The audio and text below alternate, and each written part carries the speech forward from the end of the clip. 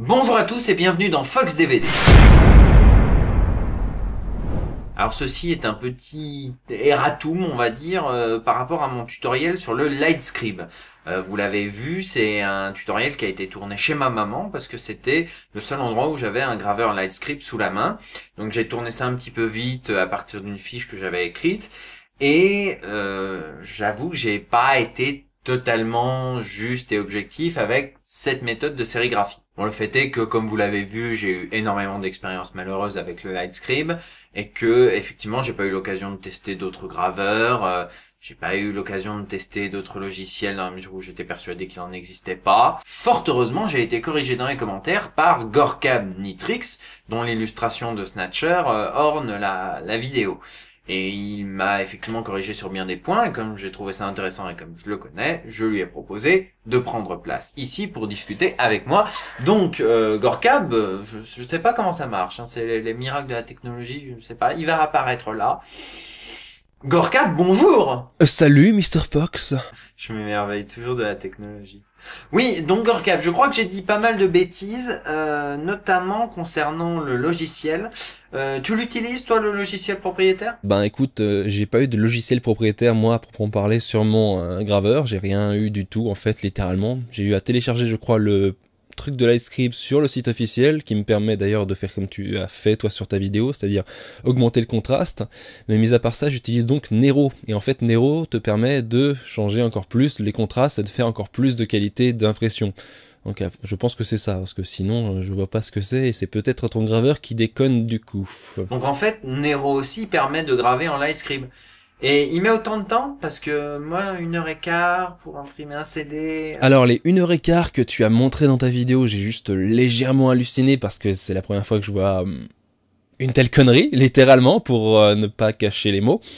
Bah écoute, moi j'ai mis 25 minutes pour graver et puis pour vérifier. J'ai juste eu une fois une erreur de gravure, j'ai fait une connerie, changé de graveur, je sais plus ce que j'avais fait réellement. Et comme tu l'as bien expliqué, effectivement, tu as un truc qui fait que la lentille arrive à reconnaître exactement là où elle avait gravé, ce qui fait que tu peux reprendre une gravure.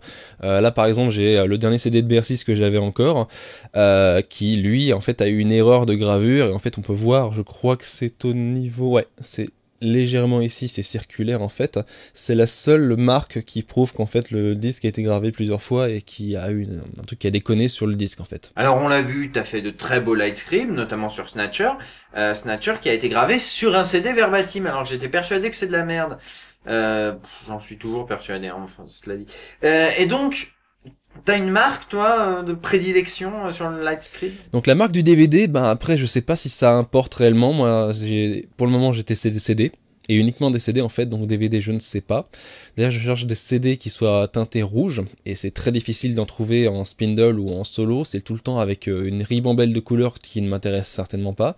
Parce que bon, ma saga MP3 est sur le rouge, enfin teinté rouge, donc j'aimerais bien avoir des CD rouges pour bien faire, mais c'est soit des sites chinois, soit des trucs eBay un peu bizarres avec des prix exorbitants, genre 100€ le spindle de 50 CD, ce qui fait juste très très mal. Comme tu disais, sur les niveaux des prix, ça fait c'est plus élevé, c'est beaucoup plus chiant. En DVD, je sais pas. En Blu-ray, je crois que ça existe pas encore. Je me suis pas renseigné sur le sujet. Il faudrait peut-être que je vois éventuellement ce que ça pourrait donner. Mais après, vu le coût d'un Blu-ray, voilà. Je sais qu'il existe des Blu-ray imprimables, comme des CD, des DVD, tout ça. Mais j'ai une imprimante de merde, donc je m'y tenterai pas. Alors on a vu ton CD de Snatcher dans le tutoriel. On a aussi vu ton très joli CD de Banner Reality 6. T'as aussi fait un CD, l'audio CD du Mega CD.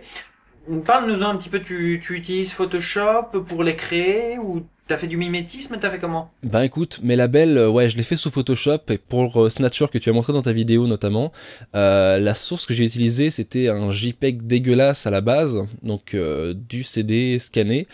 Le problème c'est qu'en fait, ouais, vu la résolution d'origine, c'était pas super pour certaines écritures que j'ai dû refaire, notamment le Made in Japan qu'on peut voir, je crois, juste ici, voilà. Après Mega CD, Sega, Snatcher et le disque qu'on peut voir ici, j'ai détouré l'intérieur à chaque fois pour en fait avoir quelque chose qui pouvait se refléter sur le disque, comme on peut voir un petit peu ici si je tourne un peu le disque en fonction de la lumière. Donc ça rend plutôt pas mal. Ce que j'aurais bien aimé, c'est avoir un disque bleuté pour le coup, puisque le disque original Mega CD était bleu. Ça aurait pu être assez sympa, mais bon, j'avais que des dorés sous la main, ça rend plutôt pas mal encore, et le résultat est pas mal. Par contre, pour ce qui est d'un autre disque qui lui était encouragé d'être fait sous un livestream, enfin, sur un livestream en fait, c'était le disque audio qu'il te donne en fait avec l'édition collector de Pierre Solar et dont il file l'ISO et l'image justement pour faire le livestream pour accompagner la cartouche. Donc ce CD est en fait très particulier, c'est un truc qui permet de remplacer le son de la cartouche du jeu Mega Drive, qui est sorti en 2010, ça fait par Watermelon, avec du son de qualité audio, du Redbook si je me trompe pas. Donc c'est très très sympa, et le disque d'origine était à la fois rouge et doré, donc on retrouve les couleurs qu'ils avaient pensé à vouloir faire à l'origine. Donc ça rend plutôt pas mal pour le coup. Ben écoute, si je comprends bien, on peut faire des trucs très bien avec du livestream. Oui, au final, on peut bien faire des trucs sympas avec le livestream. Faut juste avoir les bonnes images à mettre sur ton disque, le bon graveur à la limite, ça tu testeras comparé à ce que j'ai ici, et le petit LG que j'utilise. Et après, ben, le bon logiciel de façon à bien graver ce qu'il faut, les bonnes teintes, les bons noirs et tout, et après, ben... ça rend plutôt bien, on va dire. Il faut justement avoir les bonnes images à graver dessus. Mais alors du coup, le Lightscript, tu le places comment par rapport aux autocollants moches, à l'impression directe sur CD, bon, la sérigraphie professionnelle? Bah, j'ai testé l'impression il y a quelques années de ça sur une jet d'encre. Ça rendait plutôt pas mal, mais après, il fallait du bon papier, fallait avoir pas mal de choses intéressantes pour que ça marche bien. Et c'était assez contraignant. C'était très contraignant même du coup, pour le coup. J'ai pas testé des impressions directement sur CD avec des disques avec une couche imprimable.